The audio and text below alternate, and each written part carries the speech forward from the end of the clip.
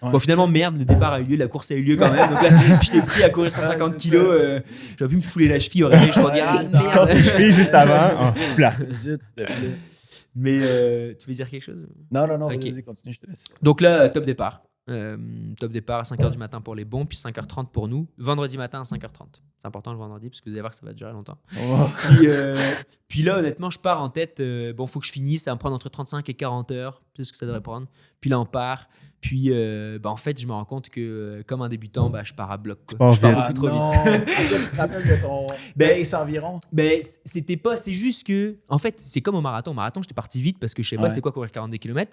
Là, je suis parti vite, mais pour moi, je suis pas parti vite. C'était Mais c'est vite, juste que ouais. parce que j'avais jamais couru 150 Mhm. kilos. C'est- Je pensais pas que, tu sais, finalement, la vitesse moyenne que ça me donne genre 4,5 km/h de moyenne. Ok. C'est rien, là. Quand on marche plus vite Ah, que c'est ça. C'est juste que. Là, je suis parti vraiment Trop vite. vite. Mais je me sentais hyper bien. Puis j'ai l'impression d'aller doucement. Tu sais, je veux dire, je vais pas marcher non plus. Donc Ouais, là, c'est je ça. partais, clac, clac, clac. Puis au début, c'est magnifique. Là, tu sais, c'est un parcours linéaire. Donc ça, c'est génial. C'est-à-dire que tu pars d'un point A et tu arrives à un point B. Tu fais pas une boucle, tu fais pas un aller-retour. Donc chaque pas que tu fais, tu le feras qu'une fois et ça t'amène vers quelque chose que tu n'as jamais vu. Quoi. C'est- Donc c'est malade. Puis cette chaîne de montagnes dans les Alpes, c'est beau, là. autant que c'est Mm. sauvage et que c'est difficile, mais c'est magnifique. Tu as des lacs d'altitude, tu montes des sommets, tu cours sur les crêtes, tu Wow. passes d'une vallée à l'autre. Donc là, au début, c'est la lune de miel. Là, c'est magnifique. Lui, il magnifique. faisait combien, mettons? Pardon? Il faisait combien, la température? C'était bien. Au Ok. début, c'était bien. Il a fait chaud dans la journée, mais là-bas, c'est sec. Pour moi, la température a été bonne. C'est C'était Ok. moins parfait. lourde qu'ici au Ouais, Québec. c'est Ok. moins lourd. C'était un peu chaud. Ok. Là, j'ai une petite trace de montre. Là. J'ai oublié le moment, j'ai une trace de montre. Après la course, là, j'avais des marques. J'ai des gants, j'avais des traces. J'étais brûlé par le soleil. Là. Donc, il a quand même fait ouais. beaucoup de soleil, puis chaud. Ok. Mais tu sais, ça m'a pas impacté négativement, Ok. de ce que je me souvienne. Donc là, on part. Lune de miel. Je pars, trop bien, quoi. Je suis comme putain, excusez. Mais j'adore ce sport, c'est trop cool. Quelle chance j'ai d'être dans la montagne. Là, vraiment, presque j'ai les larmes aux yeux, je suis ému. Mm. Puis en fait, ce qui est cool aussi dans ce sport-là, c'est que je dis qu'on part vite, mais faut pas imaginer quelqu'un qui court un marathon, quelqu'un qui court c'est vite. ça. On trottine là, mais c'est juste que. Et donc, on peut parler avec les autres. Donc là, je rencontre des gens, on parle avec des gens, puis de la deuxième vague, finalement, on a un groupe de genre 10 à se dégager en avant de la deuxième vague, puis assez rapidement, on rattrape les derniers de la première vague. Et en fait, on avance bien, puis c'est vraiment le fun. Puis, une des premières difficultés du parcours, c'est on passe à la croix de Beldon, c'est le point le plus haut du parcours, à plus de 3000 mètres. Donc aussi, là, avec toutes les. Là, commence à avoir moins d'oxygène à 3000 mètres d'altitude, Ok. c'est quand même Ouais, ça un petit joue peu un plus rôle un quand petit peu même, là. difficile. Et en fait, c'était un gros pierrier pour se rendre là. Donc, c'était des pierriers avec de la neige et tout. Il y avait encore de la neige. C'est des neiges éternelles. Là, Ouais, Ok. et donc là, j'arrive en haut, puis je me souviens de me dire un peu genre, ouf, là, je commence à un peu sauter. Sauf que kilomètre 36, là. Donc là, je commence à me dire genre un peu sauter. Et là, je 100, redescends. Puis, ah oui, aussi une erreur de débutant là que j'ai faite, c'est que en fait, autant que je m'étais beaucoup renseigné sur quoi manger au quotidien, l'alimentation et tout, je m'étais quand même renseigné sur quoi manger pendant l'effort, mais avant la course, j'avais été au Décathlon, puis j'avais acheté plein de nourriture Décathlon, mais que j'avais jamais goûté, que j'avais jamais mangé avant, dont plein de petites jujubes caféinées, parce que je connaissais les effets de la caféine, je connaissais les effets du sucre et tout, mais j'avais jamais testé cette nourriture-là. Donc là, je mangeais un nouvel aliment, puis en fait, j'ai commencé à avoir hyper mal au ventre en redescendant. Oh, Hyper c'est mal pas au ventre, bon. puis en fait, c'est hyper mal au ventre, puis en vrai, fatigué, mal au ventre, puis mal aux jambes, puis là, je redescends, puis je me sens me sentir pas bien, quoi. Ouais. Donc là, je me dis, genre, merde, quoi, ça part mal, kilomètre 36. Je vais arriver au prochain ravito, je vais voir mes parents, puis je vais être comme, là, je me demande vraiment qu'est-ce que je vais faire, quoi. Et donc là, fin de la lune de miel, là. Là, clairement, ça La commence à. mentalité change. T'as fait 20%, c'est déjà fini. Ouais, c'est ça. Ouais. J'étais pas en mode c'est fini, mais j'étais en mode ok, va falloir qu'on révise le Ça plan. sera là. pas facile. Bon, là. Ouais. Mhm. Et en fait, là, c'est là que je me rends compte que mes potes qui m'avaient raconté comment c'était, c'est eux qui avaient raison. C'est con, hein, parce qu'on te dit quelque chose, t'es comme, ouais, toi, ça s'est passé comme ça, mais moi, Je suis différent. Moi, je suis différent. Uh-huh. Puis en fait, non, en fait, non. tu te fais frapper, puis c'est exactement la même chose.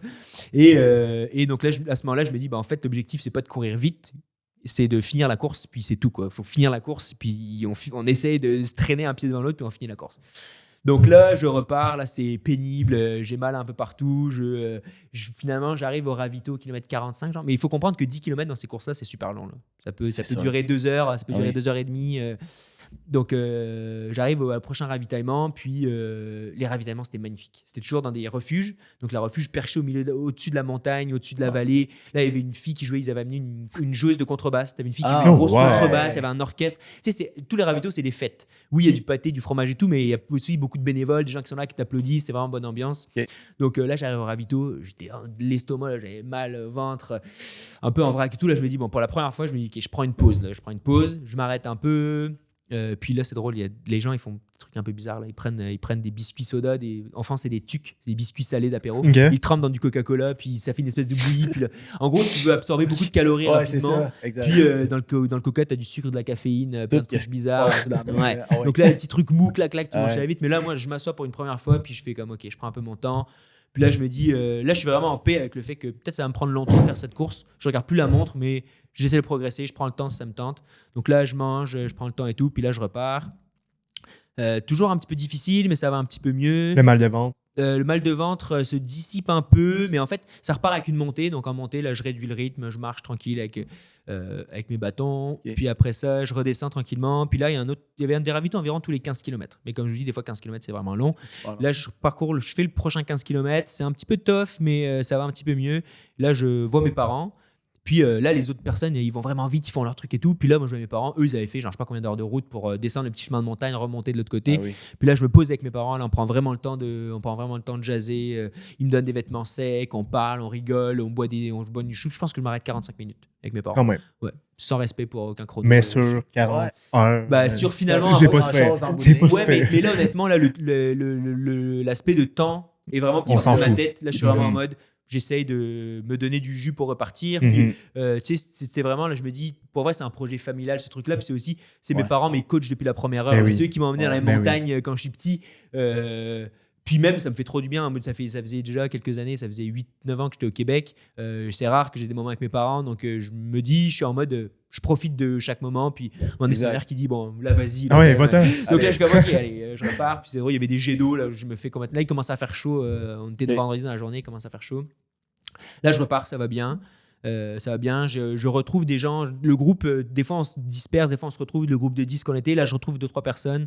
On court, ça va bien, on marche. Là, ça redevient vraiment beau. Là, la vie redevient belle. On passe au travers de lacs. Il y a des super grands lacs d'altitude avec des roches au milieu comme ça. Puis là, on saute de roche en roche pour traverser le lac. Vraiment des passages magiques. Puis, tant bien que mal, on arrive à kilomètre 80. Donc, en fait, kilomètre 70, à peu près la moitié de la course, un peu moins, mais kilomètre 70. Puis là, c'est un gros ravito. Donc là, il y a beaucoup de gens qui s'arrêtent dormir parce que là, je ne sais plus trop quelle heure il est, mais là, on est. Ouais, si là, il est 21h, mettons. Ouais, donc ça a quand même été long faire tout ce chemin-là. Donc, il est 21h. Puis il y a beaucoup de gens qui s'arrêtent dormir et bon, on s'est levé tôt le matin. On a couru toute la journée quand même. Ouais, donc, mais là, moi, mes parents, ils m'avaient donné justement un sac avec un plat chaud, des trucs. Et là, je me change complètement, change de bobette, change de short, je change de chaussettes. Ça fait trop du bien d'avoir genre vraiment des vêtements secs. Je remets une casquette sèche, puis là, je me dis, pour vrai, j'ai passé genre 10-15 minutes manger par avec mes parents. Je me dis, pour vrai, je me sens bien. Puis là, mon frère, donc mes parents, c'était mon crew, c'est juste des mots anglais, puis mon frère, c'était mon pacer. Un pacer, c'est dans les courses longue distance comme ça, tu as le droit d'avoir quelqu'un qui court avec toi pour te donner les chemins, puis t'assurer que tu es en sécurité, que tu manges. Rendu à un certain point dans la course. Ouais, là, souvent pour la deuxième partie de course, tu as le droit d'avoir quelqu'un qui te suit puis qui t'accompagne. Et donc là, c'était mon frère, et mon frère m'attendait au kilomètre 90 pour faire la fin de la course avec moi. Et juste avant le col du Moretin. Et donc là, je repars finalement assez rapidement de la moitié de la course. Et là, ça se passe super bien. C'était pas mal de descentes. Et là, j'arrive, je sais plus combien de temps c'est après, mais j'arrive finalement au kilomètre 90, donc 20 km plus loin. Ça allait bien, j'avais de l'énergie et tout. Ouais. Je vois mon frère, là, c'est la nuit noire. Là. La nuit noire, trop content de le voir. On se fait un gros câlin, là, on allume les frontales, puis on est comme...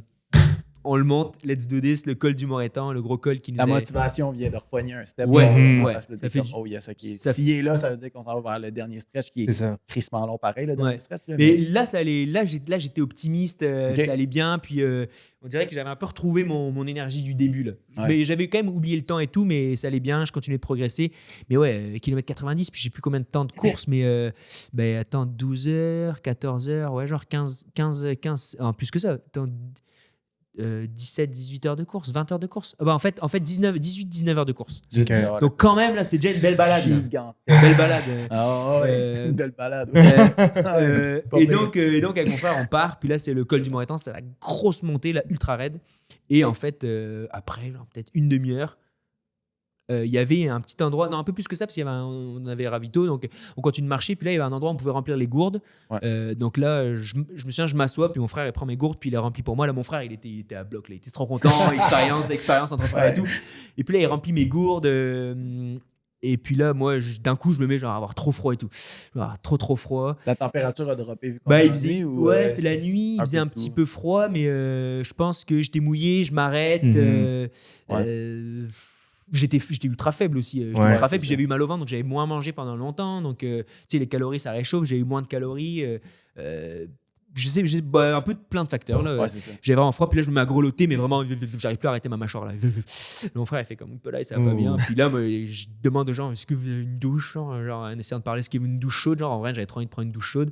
Ils font non, désolé, on était dans un petit chalet au milieu de nulle part. Là. Bien sûr, il y a la douche chaude. Mais honnêtement, je pense qu'il y a une douche chaude, je serais jamais ressorti de cette douche. Là. Je serais resté ici. Ouais, c'est ça. C'est ça le risque de prendre des pauses aussi. C'est que le confort. T'aimes le confort. De s'asseoir. Là, c'était un petit. Là, on était dehors, dans le vent, dans la montagne, avec mon truc et tout.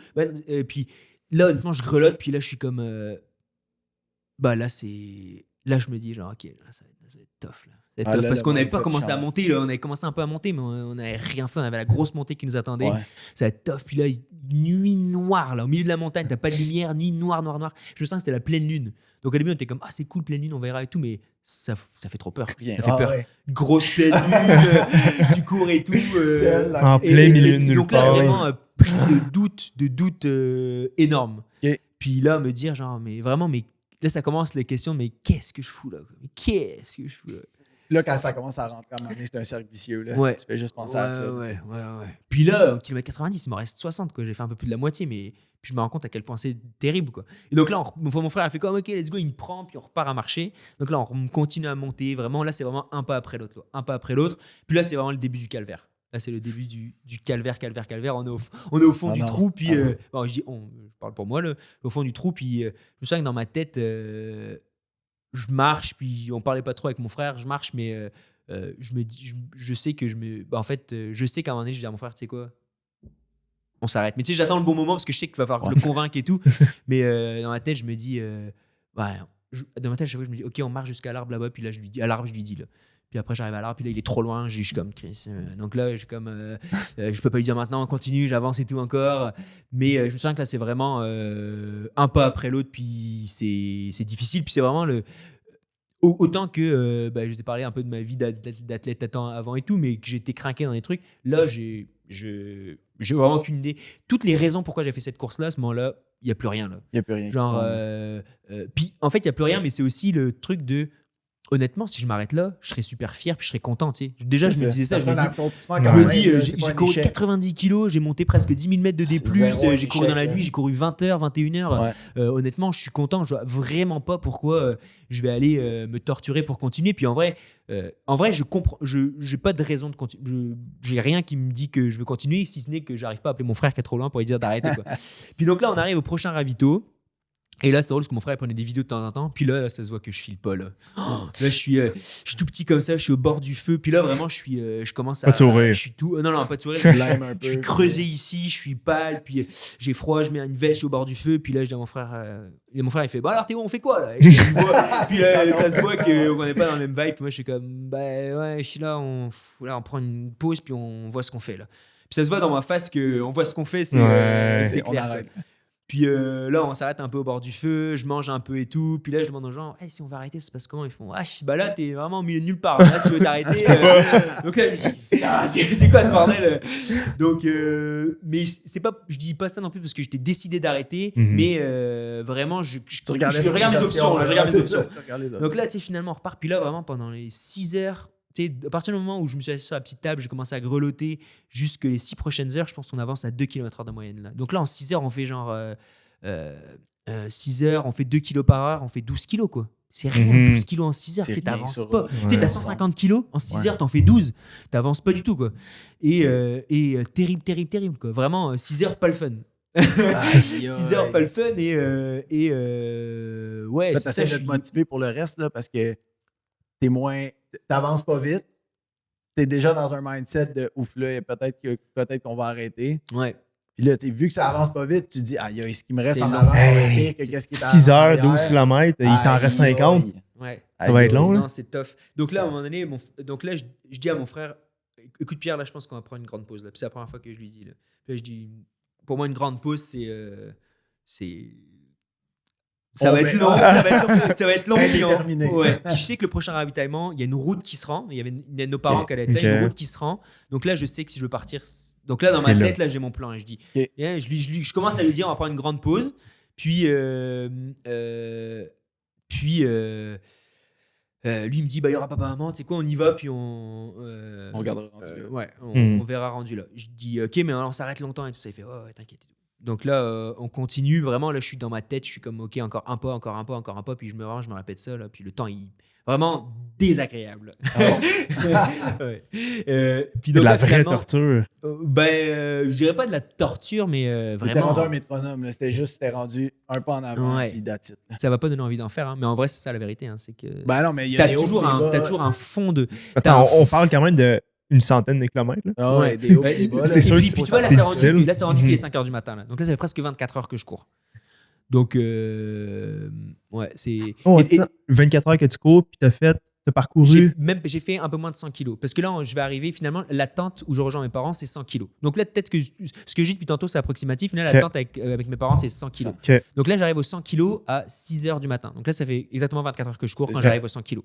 Ça, c'est une donnée dont je suis sûr. Et donc là, j'arrive, puis je dis à mon frère, OK, on enlève tout, là, je m'allonge, là, puis j'enlève tous mes vêtements, puis là, je m'allonge, puis je mets un gros hoodie, une grosse doudoune, puis vous me faites un plateau 5 services, puis là, on reste là, mais 2 heures s'il le faut, là.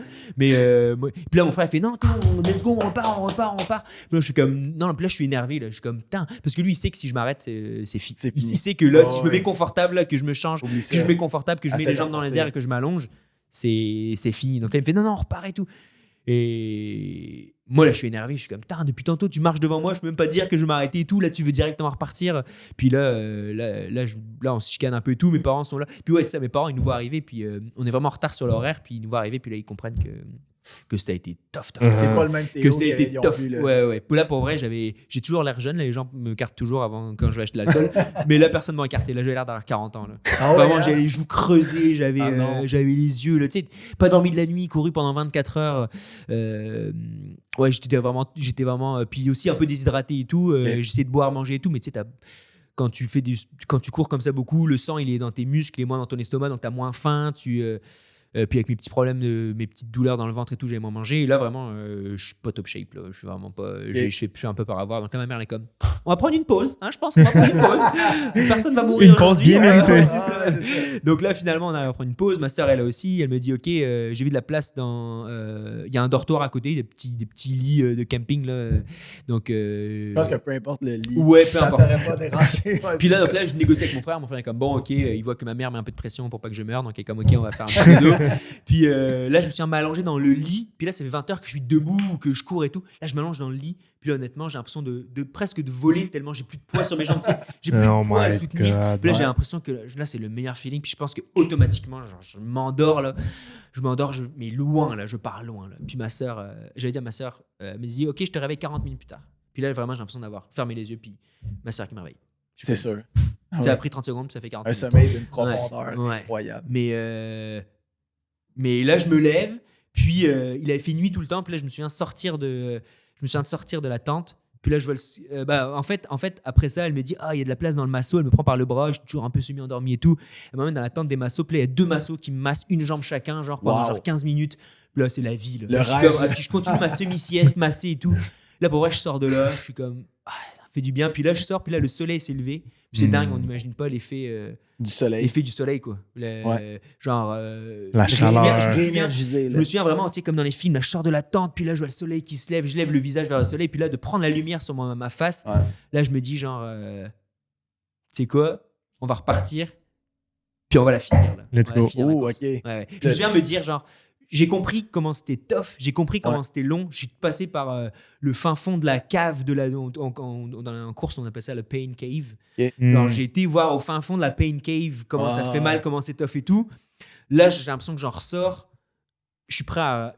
Même si ça continue à être aussi dur, je suis prêt à tougher ça encore. Mais tu sais, ça fait 20 heures que je cours. J'ai fait 100 kilos. Donc là, il me reste environ il me reste en fait, ça fait 24 heures que je cours. Donc là, on comprend que ça me prend environ 12 heures pour faire 50 kilos.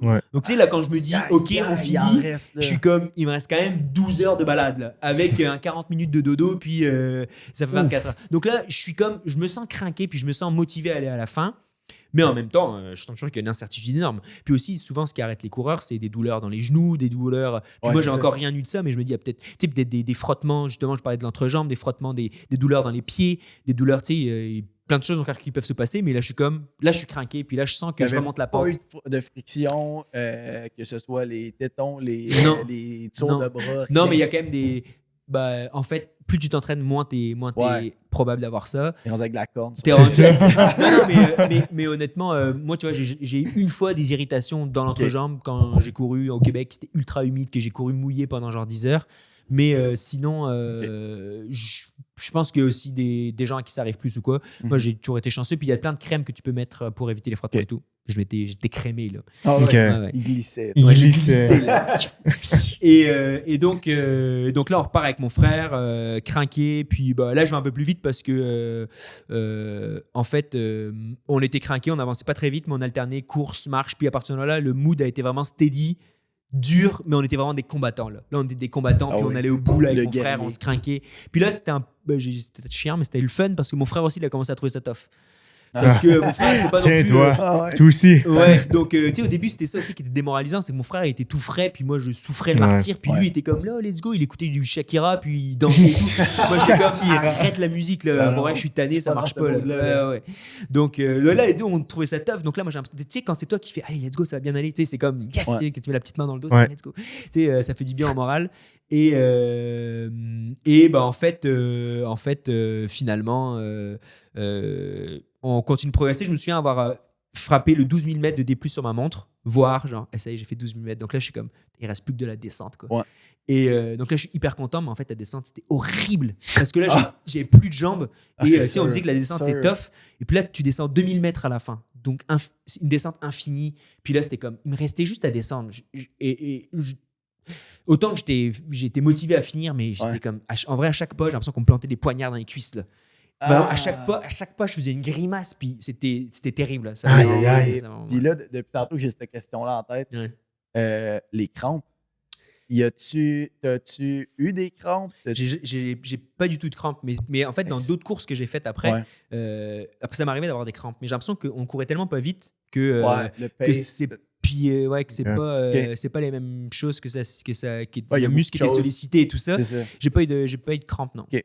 Mais quand même. mais donc là, la descente, c'était horrible. Puis vraiment, je me souviens voir mes parents 2 km avant la fin. Ils nous attendaient, ils étaient venus pour courir la fin avec nous. Puis là, je me rends compte. Tu sais, dans ma tête, je refusais toujours de me dire, je vais le finir. Parce que je savais qu'il y avait toujours encore plein d'incertitudes. Mais à ce moment-là, je vois mes parents 2 km avant la fin. Là, je me dis, je vais finir. Puis là, j'explose en cours, mais j'explose en pleurant. Je me dis, putain. Je courais pas il y a 2 ans, puis là, pas vrai, là, mais là, je cours 150 kilos, puis là, je suis vraiment fier, puis là, je me dis, puis là, il y a mon père qui est là, il y a mon frère qui a couru avec moi, je me dis, genre, on revient de loin. Puis aussi, c'était tellement tough, là, je me dis, pour vrai, on revient de loin. On arrive, puis il y a une photo qui est magnifique, on passe à la ligne d'arrivée, les 5 ensemble. Puis c'est vraiment un effort, on l'a fait ensemble, quoi. Aussi le feeling qu'on l'a couru ensemble. C'est un teamwork, là. Oui, c'est toi qui l'as couru, mais reste on l'a couru tous ensemble quand même dans tout ça. Exact, là, parce que j'ai coupé des moments, mais mes parents, ils ont vraiment été à plusieurs points de la course. Puis en vrai, à chaque fois, quand je l'ai quitté, j'avais de la motivation à l'infini. Là. Sans eux, est-ce que tu penses que... Non, pour vrai, tout seul, je finis pas ça. Là. Tout seul, je finis pas ça, c'est sûr. Ça te prend quelqu'un qui te motive. Ça te prend quelqu'un qui est avec toi. Ça te prend des moments aussi mentaux, des arrêts mentaux où tu te dis, dans 10 kilos, donc dans 1h30, là, il se passe quelque chose. Parce que s'il se passe rien et que si ton seul point mental, c'est la ligne d'arrivée, tu n'as pas d'objectif. Des petits objectifs, c'est difficile. Et quand c'est tough, même des fois, je vous disais, rendu à l'arbre là-bas, moi, dans ma tête, je me donnais des micro-objectifs parce que à un moment donné, tu perds le big picture puis tu n'es plus capable de te dire, on maintient cette douleur-là pendant 15 heures. C'est comme, no way, je signe pas, là, je décroche. Alors que de dire jusqu'à l'arbre, jusqu'aux parents, jusqu'au machin, finalement, tu te retrouves, tu tricks ton cerveau puis tu te rends compte que... Ouais, donc ça, à ce moment-là, c'est incroyable. Puis on sonne la ligne d'arrivée, puis à la ligne d'arrivée, t'as une grosse cloche de vache. Là. Donc là, tu sonnes la cloche, puis là, tu mets toute ton énergie.